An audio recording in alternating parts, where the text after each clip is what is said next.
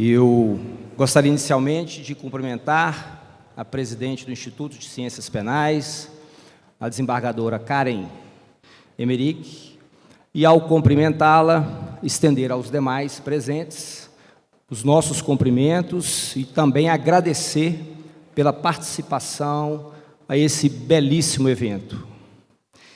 Dando sequência, portanto, à programação do 6º Congresso Bienal do ICP, os dispositivos criminalizadores das condutas de produtores, comerciantes e consumidores das arbitrariamente selecionadas drogas tornadas ilícitas, em regra, se constroem com a utilização das chamadas leis penais em branco, com cuja subsistência, e pior, com cuja crescente disseminação nos ordenamentos jurídicos penais, parece existir um certo conformismo imobilizador dentro de estudiosos e aplicadores do direito penal.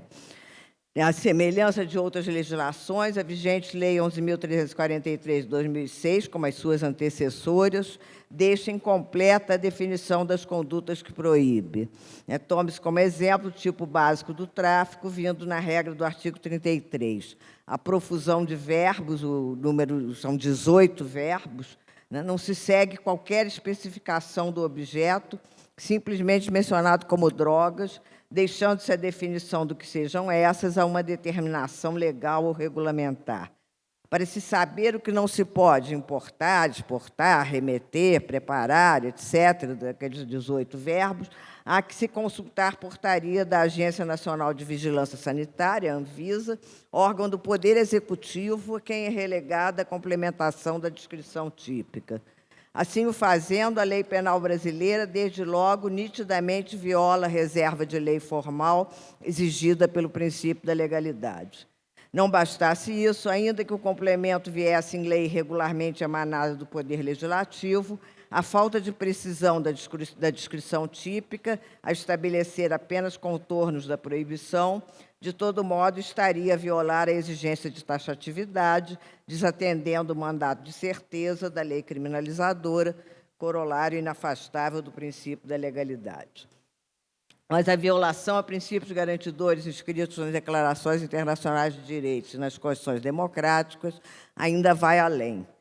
As proibicionistas convenções internacionais e leis nacionais ignoram a noção de consentimento, criando crimes sem vítimas e, assim, desconsiderando a exigência de ofensividade da conduta proibida, com o que vulneram a cláusula do devido processo legal, de cujo aspecto substantivo diretamente deriva tal exigência, que torna inadmissíveis intervenções do Estado sobre ações que não envolvam um risco concreto, direto e imediato para terceiros, como a simples posse para uso pessoal, ou seu mero consumo, simples posse para uso pessoal das arbitrariamente selecionadas drogas tornadas ilícitas, ou seu mero consumo em circunstâncias que não ultrapassem as fronteiras da privacidade.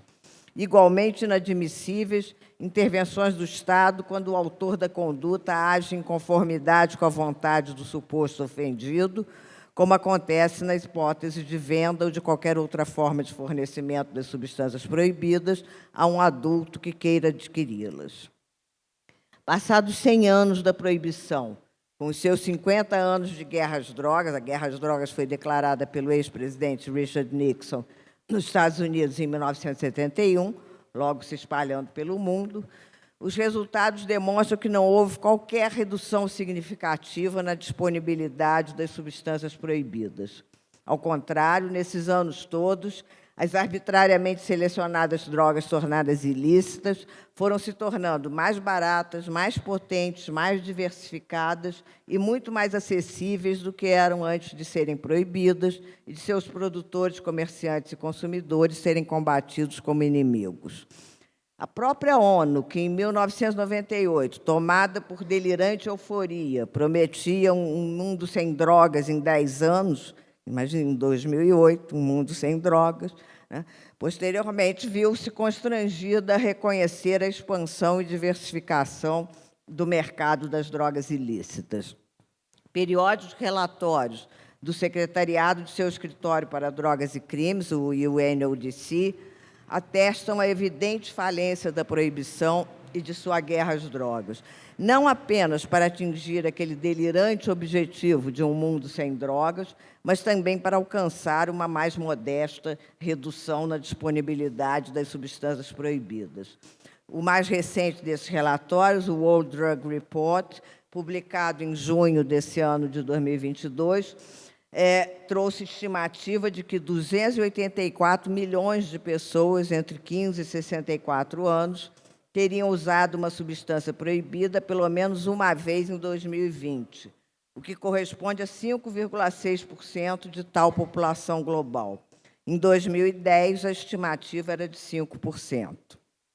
Outro relatório, apresentado à 64ª sessão da Comissão de Drogas Narcóticas, o CND, realizado em abril de 2021, apontava ainda que entre 2009 e 2019 foi registrado o surgimento de 950 novas substâncias psicoativas que, como os canabinoides sintéticos, imitam as drogas tradicionais, sem, no entanto, substituí-las em grande escala. Nem mesmo a situação excepcional vivida no mundo com a pandemia do Covid-19 afetou significativamente o mercado tornado ilícito. Relatório do Observatório Europeu da Droga e da Toxicodependência registra que, nos países da União Europeia, eventuais reduções no consumo de drogas observadas durante os confinamentos iniciais desapareceram rapidamente, ao passo em que as medidas de distanciamento social foram sendo levantadas. As reduções, em termos gerais, se referindo mais a drogas associadas a eventos recreativos, como o MDMA e a metanfetamina. Registra ainda que o cultivo de cannabis e a produção de drogas sintéticas na União Europeia continuaram nos níveis pré-pandêmicos durante 2020, observando-se uma diversificação das rotas do tráfico, com mais cannabis e heroína contrabandeadas por mar para escapar ao fechamento das fronteiras terrestres, conduzindo a grandes apreensões nos portos europeus, sem se evidenciar qualquer diminuição da oferta. O referido World Drug Report de 2022 segue na mesma linha, afirmando que, no geral, os mercados das drogas ilícitas se mostraram resilientes a mudanças relacionadas à Covid-19. Também ali se registrando que eventuais reduções na oferta das substâncias proibidas observadas durante os lockdowns foram geralmente temporárias e amplamente superadas à medida em que as restrições à circulação iam sendo levantadas. Esse fracasso, esse evidente fracasso da proibição, seria facilmente previsível. As atividades desenvolvidas no mercado tornado ilícito atendem à demanda pelas mercadorias produzidas e comercializadas. A existência de um mercado consumidor é fator determinante da produção, seja das drogas tornadas ilícitas, seja das drogas lícitas, seja de qualquer outra mercadoria ou qualquer outro serviço. Havendo quem queira comprar, sempre haverá pessoas querendo correr o risco de produzir e vender. Os empresários e empregados das empresas produtoras e distribuidoras das substâncias proibidas, quando são mortos ou presos, logo são substituídos por outros igualmente desejosos de acumular capital ou necessitados de trabalho. Essa é uma lei da economia. Onde houver demanda, sempre haverá oferta. As leis penais são leis artificiais, que, de certo, não conseguem revogar as naturais leis da economia. A proibição do desejo simplesmente não funciona. Essa manifesta inaptidão para atingir o declarado objetivo de eliminar, ou pelo menos reduzir, a disponibilidade das arbitrariamente selecionadas drogas tornadas ilícitas já revela a desconformidade da opção criminalizadora com o postulado da proporcionalidade, também diretamente derivado da cláusula do devido processo legal. Nesse ponto, basta considerar o primeiro dos seus requisitos, a adequação, a exigir que quaisquer medidas interventivas do Estado que restringam a liberdade dos indivíduos se mostrem aptas a atingir o objetivo pretendido. Mas o fracasso da proibição com a sua política de guerra às drogas não é sequer o dado mais relevante da sua inadequação. A proibição não é apenas uma política falida, é muito pior do que simplesmente ser ineficiente. Mais do que a inaptidão para atingir o declarado objetivo de eliminar ou, pelo menos, reduzir a disponibilidade das substâncias proibidas, o que ocorre é que a política proibicionista acrescenta danos muito mais graves aos riscos e aos danos que podem ser causados pelas drogas em si mesmas. O mais dramático é a violência, a provocar enorme quantidade de mortes. A relação direta entre proibição e violência fica bastante clara quando se consideram, por exemplo, a produção e o comércio do álcool. Não há pessoas fortemente armadas trocando tiros nas ruas, junto a bares, vinhedos, locais de produção de cachaça aqui em Minas, ou outros locais de produção e comércio de bebidas alcoólicas. E por que a violência quando se trata da produção ou do comércio de maconha, cocaína ou heroína? A diferença, obviamente, está na proibição. Quando o mercado é legalizado, não há violência. A produção e o comércio de qualquer droga só se faz acompanhar de armas e violência quando tais atividades acontecem em um mercado tornado ilegal. Foi exatamente isso que aconteceu quando o álcool foi proibido nos Estados Unidos da América entre 1920 e 1933. Era o tempo de Al Capone e outros gangsters trocando tiros nas ruas na disputa do lucrativo mercado então posto na ilegalidade. Foi a demanda em grande escala por aquela droga então ilícita e o aproveitamento da oportunidade econômica criada com o mercado ilegal que propiciaram a expansão da máfia norte-americana naquele período. A proibição multiplica o valor das substâncias proibidas e entrega o seu fornecimento a facções, cartéis, máfias e outros grupos dispostos a agir na clandestinidade, fortalecendo-os e assegurando-lhes enormes lucros. A amplitude do mercado ilegal faz da produção e do comércio das arbitrariamente selecionadas drogas tornadas ilícitas a principal oportunidade de lucro vinda de negócios ilícitos. São bilhões de dólares em circulação. O valor desse mercado foi estimado pelo UNODC em 320 bilhões de dólares no ano de 2003, de valor esse que, passados quase 20 anos, certamente alcança níveis ainda superiores. Então, criminalizam-se a produção, o comércio e o consumo dessas substâncias para ter como resultado o fortalecimento de grupos criminosos. É difícil encontrar maior irracionalidade e mais evidente desconformidade da opção criminalizadora com a proporcionalidade que há de ser exigida de atos estatais. A criminalização das condutas de produtores, comerciantes e consumidores dessas substâncias é ainda o grande alimentador das prisões. Processos e condenações por tráfico em quase todos os países representam, pelo menos, o terceiro maior contingente do total de presos. No Brasil, em dezembro de 2021, o total de presos brasileiros chegou a 835.643, é o terceiro país, desde 2016, é o terceiro país que mais encarcera no mundo, com número que corresponde a 389 presos por 100 mil habitantes, que é quase o triplo da média mundial. E o principal motor desse superencarceramento é exatamente a proibicionista política de guerra às drogas. A proporção de presos brasileiros processados ou condenados por tráfico tem atingido, nesses últimos anos, cerca de 30%, sendo a primeira causa de encarceramento no Brasil quando se considera os crimes contra o patrimônio isoladamente. Entre as mulheres, esse percentual ultrapassa a metade das presas. Os últimos dados são 55% das presas brasileiras. Nesse ponto, surge outro grande paradoxo da fracassada e danosa política proibicionista. As prisões abarrotadas de traficantes são locais de intenso consumo de drogas. É, mais uma vez, a própria ONU quem o demonstra. Relatório do UNODC de 2015 afirmava que o uso de heroína nas prisões do mundo é muito superior ao registrado entre as populações em geral, estimando os percentuais.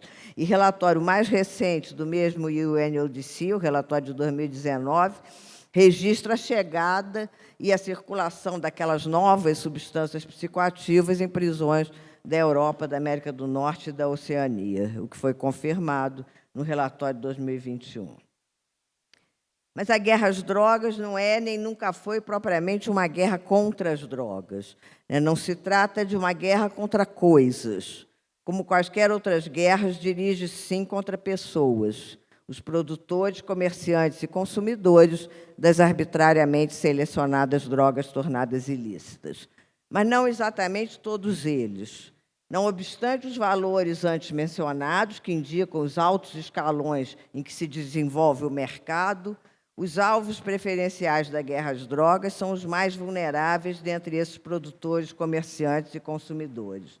Os inimigos nessa guerra são os pobres, marginalizados, de pele escura, desprovidos de poder, bastando pensar no Brasil na automática identificação da figura do traficante aos que exercem o comércio varejista das substâncias proibidas nas favelas, todos se esquecendo que o enorme volume de dinheiro, aqueles 320 bilhões de dólares, que circulam no mercado posto na ilegalidade, certamente não provém desses precários locais de moradia.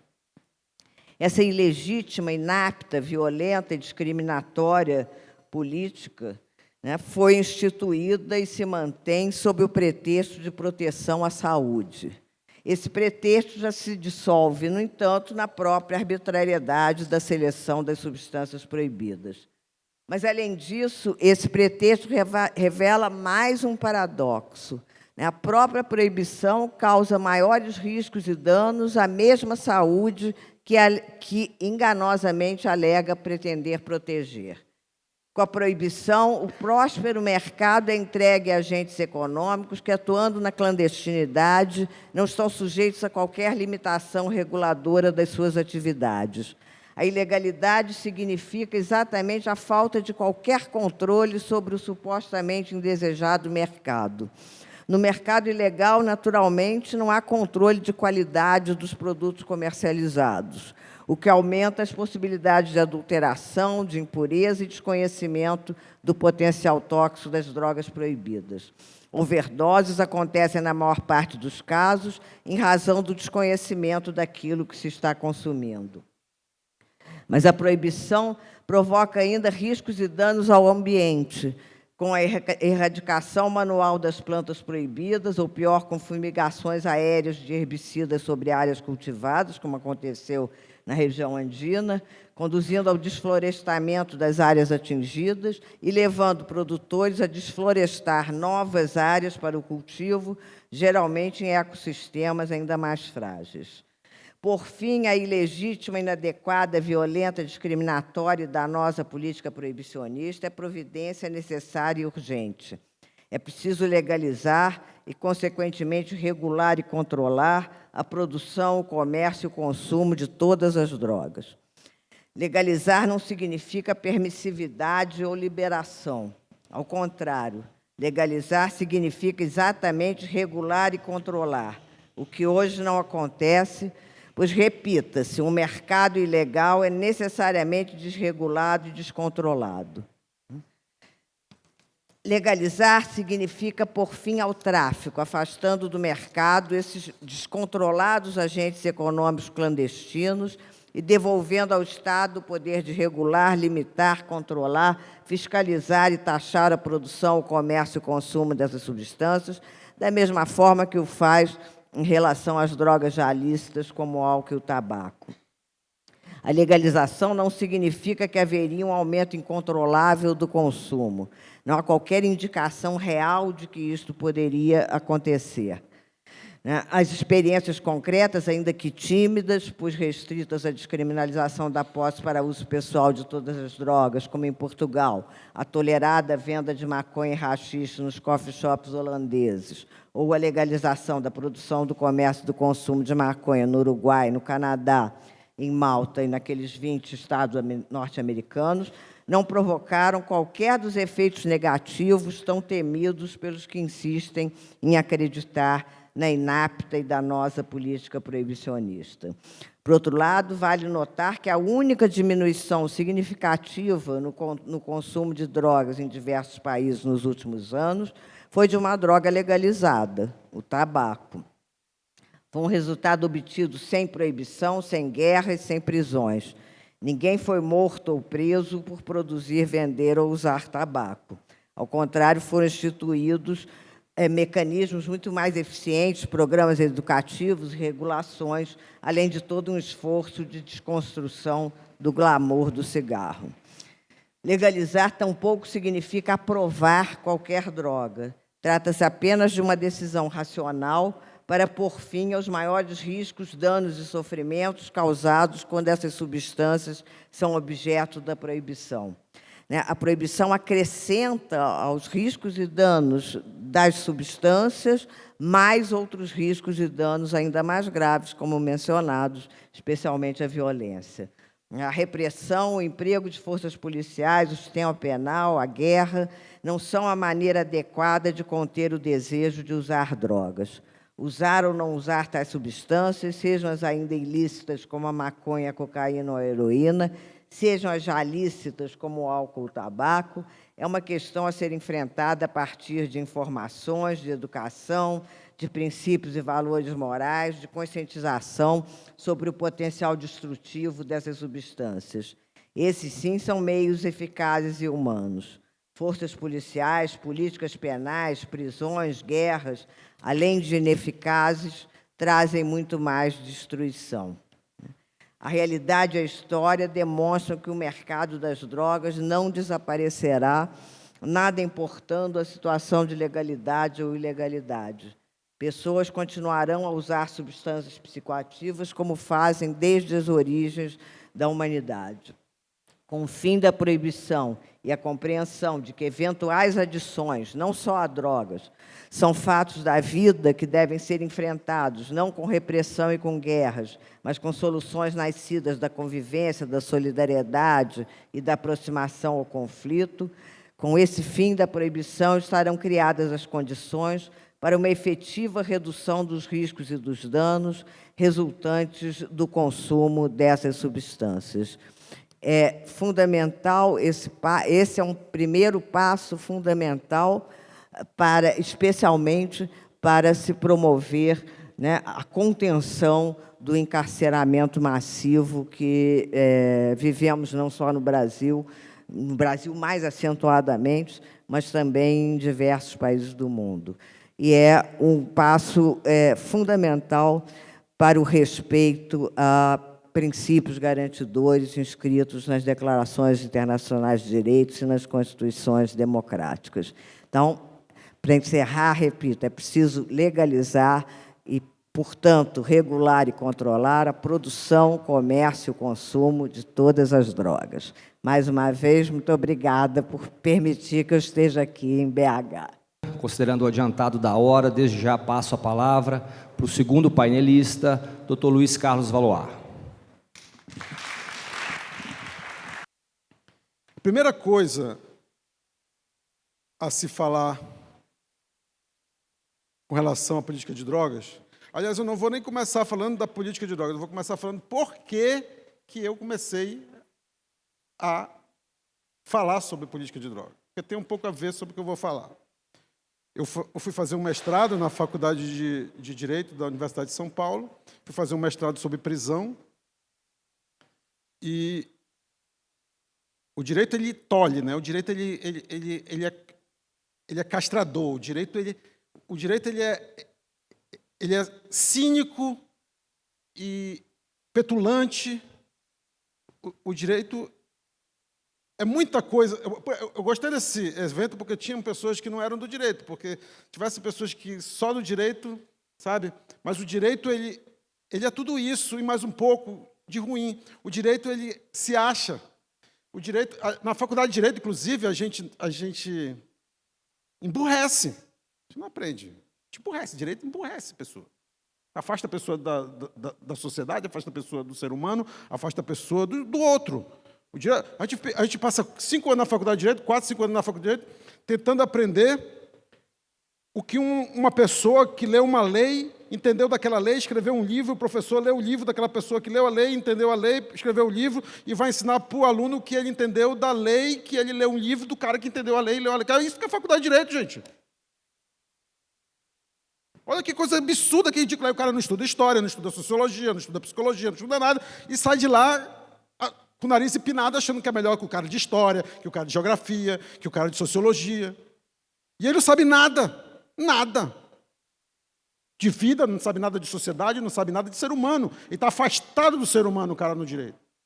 É isso que se faz na faculdade de Direito, afasta a pessoa do ser humano. E aí eu resolvi fazer mestrado, coisa que não é muito estimulado, né, no judiciário. Inclusive, quando eu cheguei na faculdade de Direito da USP, o pessoal perguntou, professor, por que está fazendo aqui? Tu já não é juiz? O que está fazendo aqui nesse mestrado? Estudando. Pô. Juiz estudando? Fui estudar. Escrevi sobre prisão, na minha banca de qualificação, os professores chegaram, estavam rindo sobre um professor que tinha escrito manual, porque escrever manual na academia é coisa de básica, né? Não é coisa profunda, manual.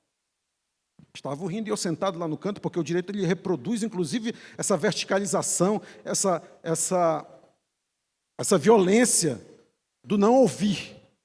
Entendeu? O direito reproduziu lá no canto, lá embaixo, os professores lá em cima, aí a banca senta, chega, pega o meu trabalho, olá, você, eu estava falando sobre prisão, né? Você adjetiva muito, você usa muito sentimento, isso não é científico, isso não é científico. Aí eu falei, ó, professor, para falar da prisão, que ela não cumpre os requisitos legais, isso qualquer manual que vocês estavam rindo aí fala. Para falar da prisão, eu tenho que falar que ela mata, que ela estupra, que ela é violenta, que ela é ilegal, que ela tem rato, que ela tem barata e que ela fede. Como é que eu vou falar da prisão de outro jeito? Se eu não falar da prisão dessa forma. Se eu falar de outro jeito, eu vou estar legitimando a prisão. Ah, minha prisãozinha bonita. Não dá. Não dá. Então, eu terminei, me passaram, né? Eu acabei ganhando o título lá de mestre. Tiveram que me passar. Tinha alguns amigos, né? Sempre tem esse negócio de amigo.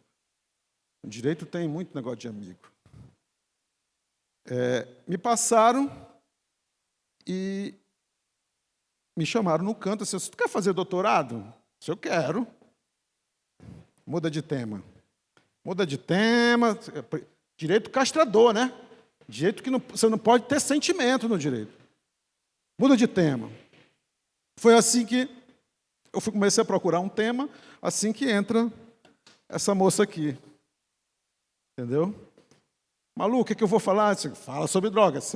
Ela parece inocente, né? Uma mulher inocente, mas ela que me colocou no mundo das drogas.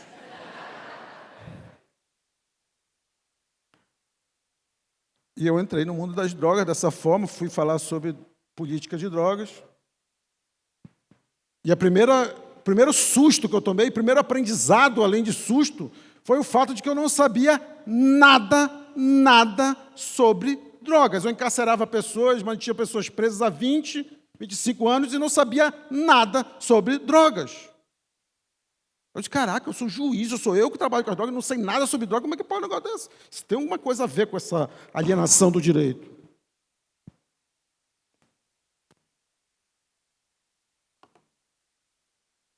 Tem alguma coisa a ver com a alienação do direito. E eu formado assim para você não saber nada. Por exemplo, eu achava que a lei de entorpecente, eu achava que se tem uma lei de entorpecente, a cocaína é entorpecente, né? Está na lei de entorpecente, a cocaína é entorpecente, mas a cocaína não é entorpecente, é um estimulante. Só fui aprender isso estudando. Um estimulante da família da efedrina, da metafetamina, da cafeína. Cocaína eu não sabia, eu achava que era um entorpecente. Estava lá na lei de entorpecente, eu fui estudar. Não sabia nada sobre drogas. E isso eu posso dizer que não sou só eu, como o Marcelo sempre falou aqui, que quando ele estava falando assim, olha, eu me incluo na crítica que eu faço ao judiciário. Eu trago os outros juízes para a minha crítica, porque 99% dos juízes são como eu, não sabem nada sobre droga. Tirando um ou outro que fuma e cheira, a maioria não sabe nada. Nada. E acabei começando o meu trabalho com sentimento, porque eu não consigo entender a pessoa estudar, falar alguma coisa, escrever sobre uma coisa que ela não acredite. Tipo assim, legalidade tributária, essas coisas que tem no dia, sabe? Eu não consigo entender, entendeu? É uma masturbação ao contrário, isso que o cara vai... E aí eu peguei um fato, já que eu ia começar a estudar sobre drogas, eu peguei um fato na minha vida de juiz, em que tinha uma audiência que o rapaz chegou para mim, estava com a mãe dele do lado, disse, olha, eu não consigo voltar para a colônia agrícola porque eu sou viciado em crack. Eu saio, eu começo a usar crack, eu sou viciado em crack, eu não consigo voltar. Eu falei, olha, se você não consegue voltar, você é falta grave, vou te mandar para o fechado. Aí a mãe disse, pô, por favor, doutor, dê uma chance para ele, dê uma chance para ele. Eu disse, mas que chance? Ele está dizendo que não consegue voltar, ele é viciado em crack. Aí, isso é uma chance. Aí eu fui pensar. O juiz, quando vai pensar, é um perigo, né? Porque ele não está acostumado.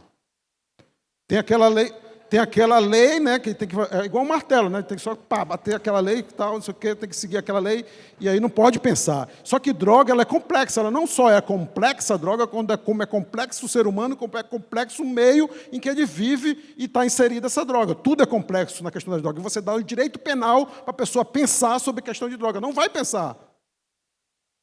E aí, o que eu tinha para pensar o direito penal? Eu pensei assim, só, então vamos fazer o seguinte, eu vou te mandar para o hospital de custódia, eu vou pedir uma perícia para dizer que você é realmente viciado. Com essa perícia dizendo que você é viciado, eu digo que está justificada a sua falta e eu posso te mandar para um tratamento e não te mandar para o regime fechado. Mandei ele para o hospital de custódia. Uma semana depois, esse hospital pegou fogo, esse rapaz morreu queimado dentro de uma cela, queimado. Eu começo o meu livro contando esse fato, não digo que sou eu o juiz desse fato, mas depois eu digo, e começo com sentimento, começo dizendo que eu vou aprender, que eu vou lamentar, que eu vou criticar a lei de drogas, mas começo dizendo que vou fazer isso com sentimento. Depois me passaram também no doutorado, mas eu não abandonei o sentimento dessa violência que a gente pratica no judiciário todo dia. Dividi o trabalho em 3 grandes, né, porque tem 700 páginas, e essas 700 páginas não são 700 páginas que eu estou ensinando nada para ninguém, são 700 páginas de coisas que eu não sabia, nada disso. O meu livro ficou grosso, não é porque eu sei muito, é porque eu não sei nada. Então eu ia, caraca, isso aqui, eu boto no livro. Caramba, eu não sabia disso, eu botava no livro. Caramba, que absurdo, eu não sabia disso, eu botava no livro. E era muita coisa, então acabou ficando um livro grosso.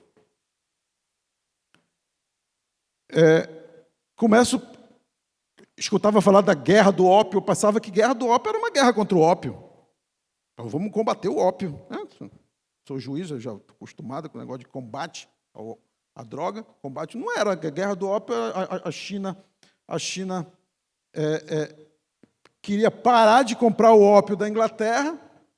Isso no século XIX, a China queria parar de comprar o ópio da Inglaterra, e a Inglaterra mandou a sua marinha fazer guerra com a China para obrigar a China a comprar seu ópio. E o livre mercado?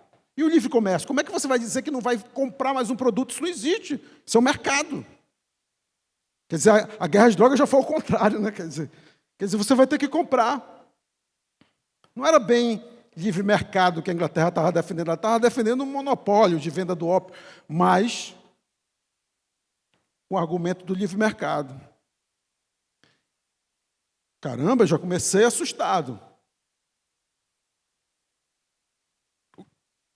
E toda a legislação que a gente tem de droga hoje, ela vem de preconceito, de racismo, de interesses econômicos que eu não sabia.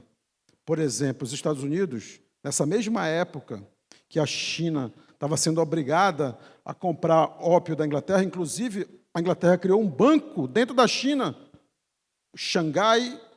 Hong Kong and Shanghai Bank Corporation. Sabe o que significa Hong Kong and Shanghai Bank Corporation? HSBC. nasceu na China para poder pegar o dinheiro do ópio e levar para a Inglaterra. Quer dizer,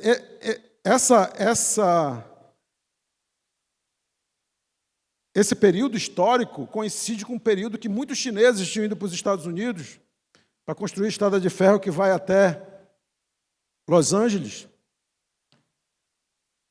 E os Estados Unidos, acabou a estrada de ferro, os Estados Unidos estavam com muitos chineses, excesso de mão de obra. E queria se livrar dos chineses. Começaram a nascer legislações proibindo ópio nos Estados Unidos, porque como não podia proibir olho puxado, eles começaram a proibir aquilo que as pessoas estavam fumando. Então, proibiram o ópio em alguns estados. E alguém não, porque sabe muito bem como é que funcionam essas coisas, muitos interesses. Eles chegaram, foi uma conclusão muito inteligente, muito sagaz. Eles pensaram, pô, a China está querendo se livrar do comércio com a Inglaterra. A gente está querendo se livrar de chinês. Vamos chegar com a China e vamos fazer um grande tratado de proibição desse produto. A gente proíbe nacionalmente nos Estados Unidos, com essa legislação internacional, e a gente tira a Inglaterra do comércio com a China e começa a fazer comércio com a China com outros produtos. E assim nasce a primeira convenção de Xangai, de 1909. O interessante é que essa convenção, que depois teve uma em 1912, depois 1900 as convenções elas foram ampliando o poder policial dessa fiscalização da droga. Mas essa primeira legislação ela é interessante, que o Brasil ele só assinou, ele não participou desse primeiro tratado, dessa primeira convenção, mas ele assinou. Assinou em 1915 esse tratado, essa convenção de Xangai, em 1915, de uma droga. Olha só como é interessante. O Brasil é tão submisso aos Estados Unidos esse tempo todo, que a primeira droga que o Brasil aceitou proibir internacionalmente foi o ópio, que nem aqui tinha. Não tinha essa droga no Brasil, e o Brasil aceitou assinar a Convenção de Xangai. Não, vamos assinar aqui, vamos proibir o ópio no Brasil. Não tinha ópio no Brasil, mas estava proibido.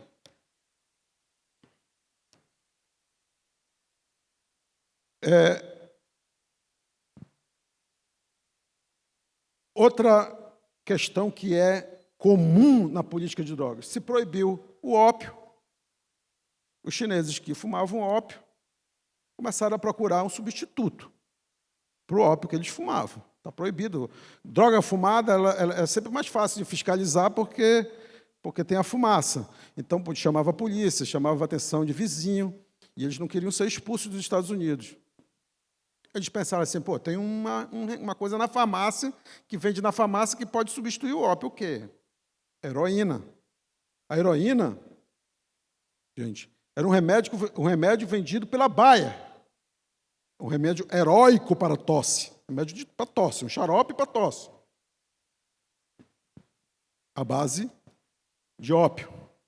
Aí os caras, pô, não pode fumar o ópio, vamos na farmácia. Comprava xarope de heroína, começava a beber, blá, blá, blá, não dava onda, xarope da tosse, não dava onda, começaram a injetar. Quer dizer, por causa da proibição do ópio, as pessoas começaram a injetar heroína. Sem contar que, segundo a Luciana Boatê, no trabalho dela, ela diz que a própria proibição, o próprio problema de ópio que a China teve foi porque no século XVIII se proibiu o tabaco na China. Se proibiu o tabaco e as pessoas começaram a fumar a papoula. Que aí passou, quer dizer, a proibição ela sempre vai agravando. Quer dizer, as pessoas não podiam fumar ópio, foram injetar um remédio, um xarope para tosse. Gente, precisa ser heroína para fazer mal, porque se eu chegar na farmácia e injetar Cepacol na minha veia, vai fazer mal, gente. Aliás, se eu injetar água, faz mal. Imagina se eu injetar heroína, que era um remédio para tosse, vendia junto com a Bayer, junto com a aspirina, era fabricada pela Bayer, e vendia junto com o nome heroína, não foi o Fernandinho Beramar que deu, foi a Bayer. Foi a Bayer. Era um remédio que as pessoas começaram a injetar porque se proibiu o ópio.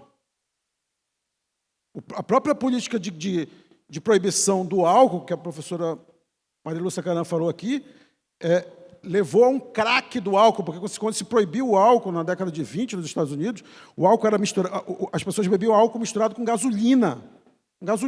Porque esse é outro efeito da proibição. a potência da droga. A potência da droga aumenta. Quer dizer, na proibição do álcool, por exemplo, ninguém traficava chopp. Pessoal, tem 2 chopps aqui, vai um chopp. Não existe isso, o tráfico de chopp, a proibição do álcool. Era álcool pesado. E gente que ainda bebia álcool com gasolina, que era álcool da indústria. Quer dizer, a proibição aumenta a potência, prejudica o consumo, muda o hábito do consumidor, só não vai acabar com o consumo. Então, nada disso eu sabia, Tudo disso eu fui aprendendo, mesmo encarcerando pessoas por causa dessa lei, anti-lei de entorpecente, hoje lei de drogas, que eu achava que, como juiz, eu tenho que cumprir a lei, eu não tenho que discutir a lei. O estudante de direito discute a lei, o estudante de direito não aprende nada sobre a lei. Então, comecei a pesquisar e fui pesquisando. A Coca-Cola, por exemplo. A Coca-Cola, eu gosto quando o professor Sebastian Scherer conta a história da Coca-Cola, que ele diz assim, ele diz que tinha uma... Isso é verdade, tinha um vinho chamado vinho Mariani, que vendia na Europa, inclusive. O Papa era o garoto propaganda desse vinho, e esse vinho tinha álcool e cocaína. Álcool e cocaína no vinho. Um dos maiores bebedores desse vinho era o Papa. E aí, os Estados Unidos, como tinha a questão da protestante, da sobriedade, que levou, inclusive, à proibição do álcool, esse vinho não fez muito sucesso nos Estados Unidos. Aí um farmacêutico da Geórgia resolveu, disse, olha, eu quero fabricar esse vinho aqui nos Estados Unidos, mas aqui esse vinho tem...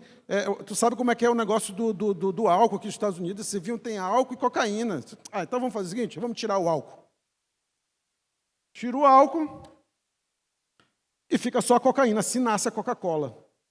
A Coca-Cola, até 1903, tinha cocaína na sua forma. Hoje a Coca-Cola diz que a Coca-Cola tem 2 plantações de folha de coca, uma no Peru e uma no Havaí, onde ela diz que, quando chega nos Estados Unidos, descocainiza a coca para fazer a Coca-Cola. Mas a proibição do álcool levou ao agravamento. A proibição da cocaína, por exemplo, a gente, se precisar de um chá de coca, ninguém tem. Quer dizer, qual seria a melhor forma de tratar uma pessoa viciada em cocaína? Chá de coca, óbvio, que é bem fraquinho, entendeu? A população dos Andes usa, tem fins terapêuticos, e a gente não tem acesso. Por quê? Porque é proibido. A proibição, ela tem esse efeito de agravar. Então, eu fui estudando isso. E pessoal, a questão da cocaína... o pessoal me chama, porque eu comecei a defender a descriminalização, o pessoal começou a me chamar de juiz maconheiro, porque tem esse outro efeito. Esse efeito de defender a descriminalização. O cara acha sempre que a pessoa está defendendo a descriminalização para ele, não é para a sociedade, não é pelo bem do próprio funcionamento do sistema, não, é para ele. Esse cara quer fumar maconha, está defendendo a descriminalização, quer fumar maconha. Quer dizer, é o mesmo pensamento das pessoas que acham que, descriminalizando, vai aumentar o consumo. Quando dizem que vai aumentar o consumo com a descriminalização, eu respondo com uma outra pergunta. Vem cá, meu amigo, você conhece alguém que está esperando a descriminalização para fumar um baseado? Porque, se você conhecer, eu quero se conhecer também. Né? Essa pessoa que está esperando a descriminalização para fumar um baseado. Talvez só eu. Porque comigo o negócio é complicado. Já tive visita da Polícia Federal, já tive visita do CNJ, já tive visita, tudo por causa de posicionamentos que eu tomo, que vai chamar a atenção um juiz lá do Amazonas que está falando dessas drogas. Pois bem, depois eu conto, se der tempo, da Polícia Federal. Tem uma história de amor e carinho com a Polícia Federal. Aliás, vou contar logo. Logo, por coincidência ou não, logo depois que eu publiquei o livro, a Polícia Federal fez uma visita na minha casa. O livro eu publiquei em 2016, em fevereiro, em junho de 2016, a Polícia Federal fez uma visita na minha casa. Qual era a acusação? Tinha uns presos falando na gravação que confiavam em mim. O advogado falava com o preso, o doutor Valois decidiu desse jeito, o doutor Valois a gente confia.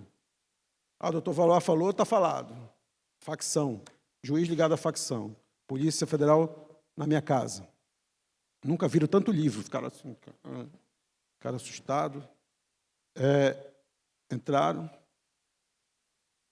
Eu cheguei, depois eu fui falar com o ministro que autorizou, eu disse, ministro, eu devo ser um juiz muito incompetente.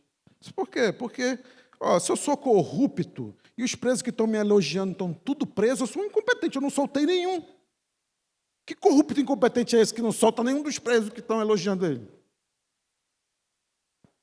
Mas é o problema, isso é a questão da execução penal, a questão das drogas, eu não sei, até hoje eu não sei qual foi o motivo, mas foi uma pessoa que resolveu me perseguir, me humilhar e fazer isso. O interessante disso tudo, que eu falo que é amor e carinho, porque um ano depois a Polícia Federal me chama para o Congresso Nacional da Polícia Federal para ser palestrante. Eu disse, vem cá, vocês não conversam entre vocês, não? É possível. Não é possível, porque lá em Manaus estão querendo me prender. Isso aí em Salvador, um congresso em Salvador, de frente para o mar, o hotel e tudo pago pela Polícia Federal. Me deram até uma placa de homenagem. O negócio é tão paradoxal que eu tenho um mandado de busca e apreensão e uma placa de homenagem da Polícia Federal também.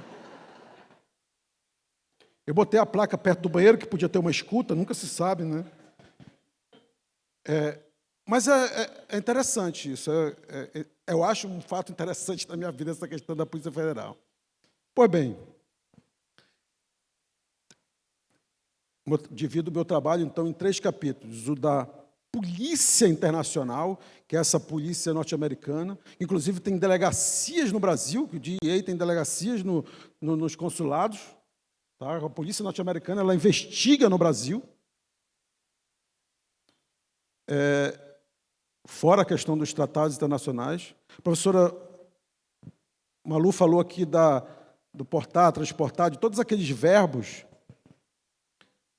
que nasceram numa convenção em 1936, foi imposto pelos Estados Unidos, esse tipo penal foi imposto pelos Estados Unidos.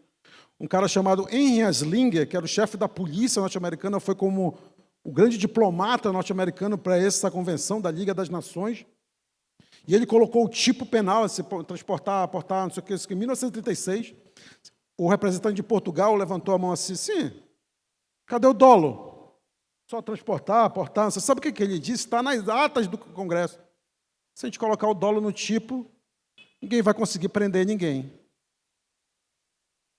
Quer dizer, desde o começo o tipo foi feito para prender, não foi para resolver questão social, questão de droga, questão política. Não, foi feito para aprender.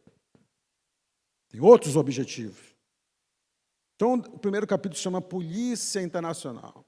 O segundo capítulo, que eu chamo, na verdade, o meu segundo capítulo é um arremedo do trabalho do SEMEC, que é muito mais completo, que pesquisa mesmo o judiciário e a questão das drogas, mas eu nem entrei como eu queria pesquisar o cara preso, o cara lá no flagrante, em vários estados, então eu vim aqui, eu fui no fórum aqui, pesquisei várias varas aqui, tive que ligar para o Paulo Tamburini, que na época estava no CNJ, para ele me autorizar, para os juízes me deixarem entrar na vara para poder tirar foto dos processos. O que esse cara está querendo tirar foto de processo de tráfico? Está maluco? Aí eu tive que ligar para o Tamburini me autorizou a entrar no fórum. Vários lugares eu entrei com a autorização que o Tamburini conseguiu para mim, porque aí eu não quis pesquisar os juízes, porque se eu fosse pesquisar os juízes, eu estava pesquisando só os que me autorizavam a entrar na vara pesquisando o processo. Então, eu não queria fazer esse viés. Então, fui pesquisar os inquéritos policiais. Ainda bem que nessa placa não está escrito CNJ, senão estava... eu já ia acabar agora.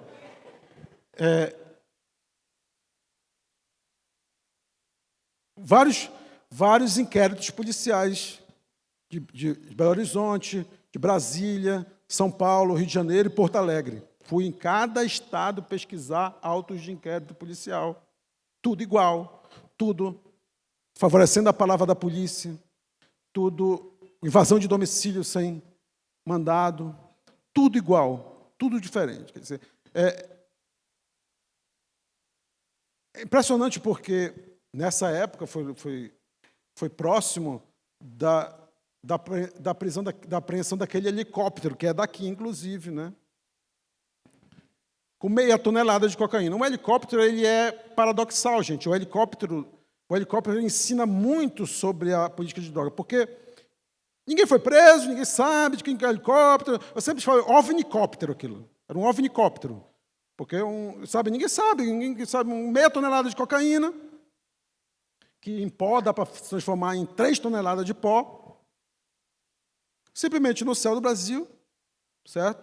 E ele é paradoxal porque ele mostra assim, 3 toneladas de cocaína. Gente, 3 toneladas de cocaína, quem está cheirando tudo isso, gente?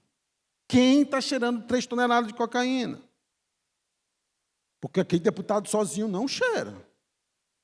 Não cheira. Alguém está cheirando isso aí. Porque a cocaína era assim. Sabe o que acontece com as drogas? Uma outra coisa que eu também nunca tinha pensado.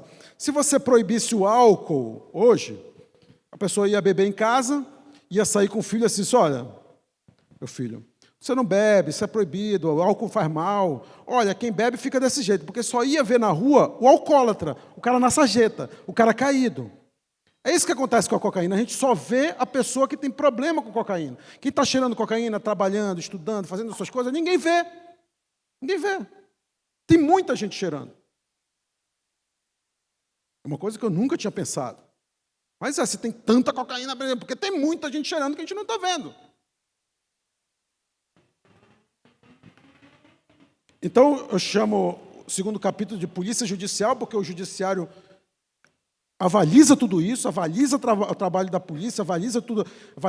Quer dizer, a polícia de drogas, gente, nada mais é do que uma ampliação do poder policial ao absurdo, ao abstrato, ao tudo, porque nenhum crime no mundo, permitiria um policial escolher uma pessoa na rua do nada e tirar a roupa dessa pessoa, olhar a cueca, olhar a calcinha, olhar sutiã, olhar nada. Nenhum crime do mundo permitiria isso. Então, por que a polícia de drogas ela é racista? Ela prende negros, ela prende pobres, ela prende pessoal da periferia, porque ela permite prender quem eu quero, quem o Estado quer, quem o policial quer. Quem ele quer em termos. Porque é uma discricionalidade limitada ao pobre. A minha casa, para invadir, teve mandado, mas na casa do pobre não tem. Nenhum outro crime permitiria isso. Então, é uma ampliação enorme. Enorme. A questão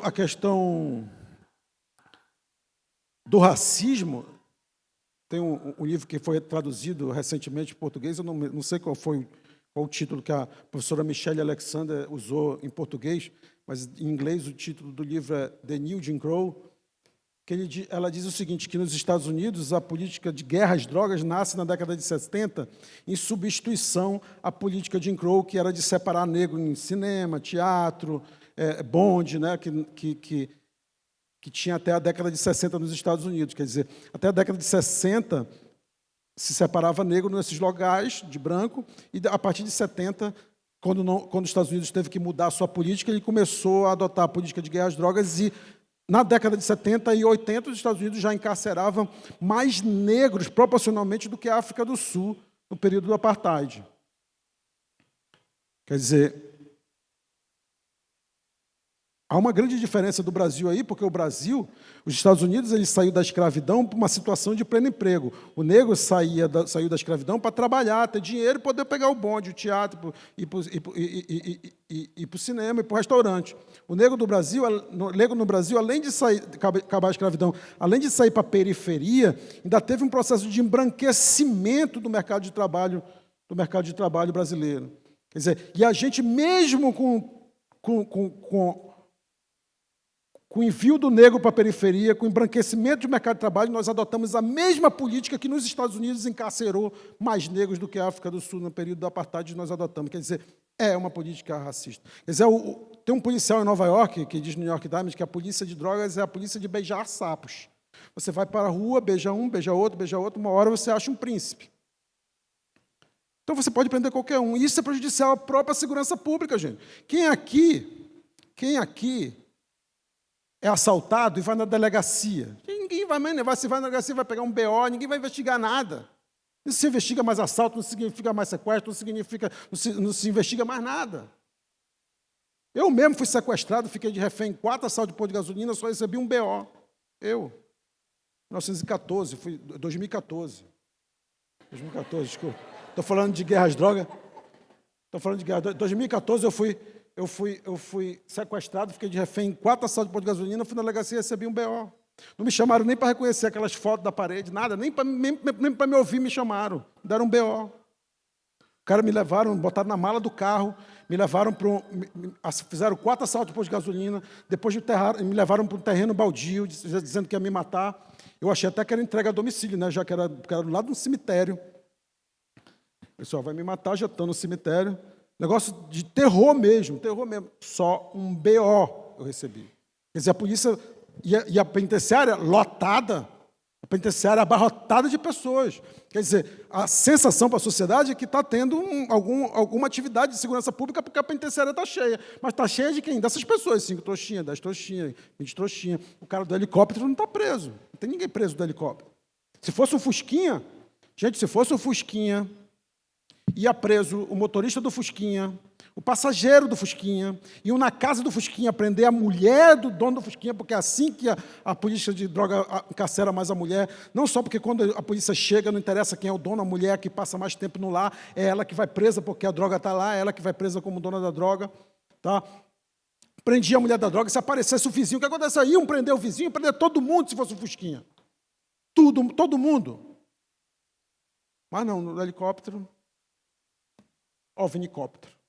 Ninguém sabe, é um objeto voador não identificado pelos céus do Brasil, né? É com meia tonelada de cocaína, fora os 39 quilos, né? 39 quilos, faltando um no avião presidencial. Sabe Deus onde que foi parar esse 1 quilo dos 39, né? Porque 39 cinza. Mas está, tudo bem. 1 quilo também não dá para cheirar assim num voo só, mas tudo bem. O terceiro capítulo, que encerra meu trabalho, chama-se Polícia Social, que é a Polícia Internacional, Polícia Judicial e Polícia Social. A Polícia Social fala justamente dessa dificuldade de falar da política de droga. Sabe, o juiz maconheiro, tá, só que a sociedade faz essa polícia da própria droga, quando ela mesma usa. Muitas pessoas usam droga e são contra, porque a questão da droga é uma questão moral, é o problema do outro. Quer dizer, o outro é sempre o bêbado chato, o outro sempre... Eu não sou bêbado e não fico chato, pô. O cara bebe e fica chato. Sabe? Sempre, a questão da droga é sempre o problema do outro. Então, a gente pode usar droga à vontade, desde que a gente seja contra a droga. Mais ou menos isso, a questão das drogas. Então, eu falei um pouco disso, da polícia social, e algumas coisas nesse terceiro capítulo que eu não sabia, por exemplo, essa questão que o social tinha a ver com a droga. Eu sempre achava que era a droga e a pessoa. Ah, não, tem o social. Por exemplo, você quer ver o êxtase, a bala. O pessoal vai para a rave, toma bala e vai para a rave. Ninguém toma bala e fica em casa. Não, bala e vai para a rave. Quer dizer, tem a rave. Quer dizer, se não tiver a rave, ele não vai tomar bala. Quer dizer, o social. Apesar de que outro dia eu dei uma palestra e falei isso, a pessoa só conhece um cara que toma bala e fica em casa. Bota lá, mas tudo bem, tem doido para tudo, né? Sempre tem exceção. Eu sou uma que estou aqui falando negócio, não devia estar falando, né? Bem, Cintia. Bem, não devia estar falando um monte de coisa que estou falando aqui. Então, coisas que eu não sabia. Essa questão de falar de drogas, de política de drogas, levou a esse estigma de um juiz que fica falando coisas que não devia falar. Maconha. Quer ver um exemplo? Outro dia eu fiz um post no Facebook. Eu estava na Inglaterra e eu encontrei um energético de cannabis. Tinha uma folha da cannabis e um energético. E eu fiz um post no Facebook. Veja, um energético de cannabis. Que absurdo, porque faz shampoo, tem sabonete, tem remédio, tem tudo, agora tem até energético de cannabis, a gente no Brasil fica prendendo, encarcerando, preto, pobre, miserável. Fiz um post desse simples. Inocente. Fui parar no STF. O ministro, o juiz aqui falando de cannabis, não sei o quê, apologia, não sei o quê. Isso foi tão interessante que outro dia, em razão dessas minhas broncas todas, no CNJ, eu fui falar com um ministro lá. Aí, antes de falar com o ministro, eu falei com o assessor. Aí o assessor chegou para mim e falou, sabe o que é o teu problema no CNJ? Eu disse, é porque tu fizeste aquele post comendo brownie de cannabis. Eu disse, brownie de cannabis? Eu não comi brownie de cannabis nenhum, foi um energético de cannabis que eu postei. Eu nem bebi, porque eu não gosto de energético. Aí eu cheguei a falar com o ministro, disse, senhor ministro, tudo bem? Então, você falou, sabe o que é o CNJ? O CNJ ficou muito chateado com aquele post que você fez tomando chá de cannabis. Quando eu chegar no STF, eu já estou na heroína. Sabe, vai criando um mito, um negócio. Em Manaus tem um lago chamado Lago do Tarumã, onde tem vários flutuantes que tocam música. Outro dia eu peguei uma carona na lancha de um amigo meu, fomos para um flutuante desse, estava tocando música, e tinha um pessoal fumando maconha. E o pessoal da maconha me conhece, né?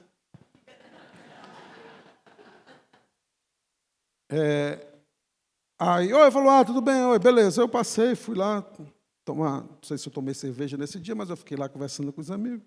Eu sei que eu chego segunda-feira no fórum, sento, desembargador me liga, falou, um problema, o que foi, desembargador?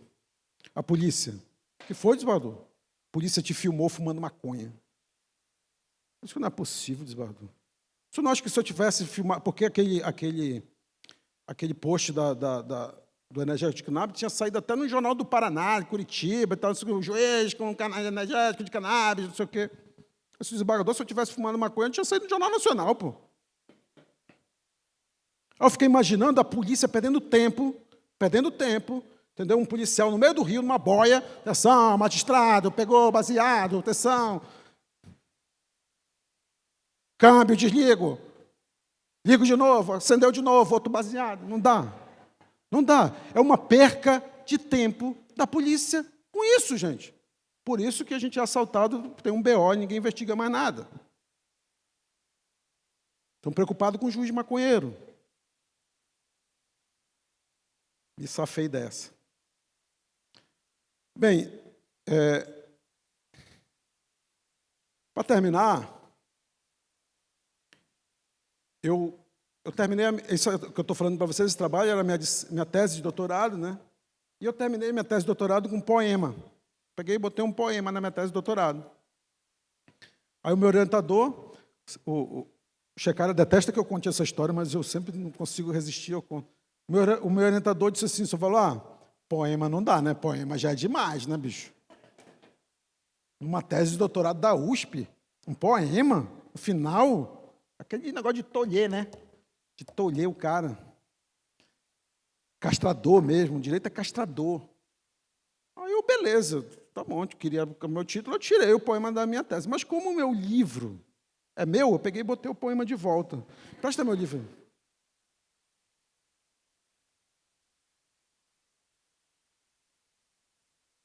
Eu terminei meu livro, tinha terminado a tese com poema, não pude botar, então deixei só no livro.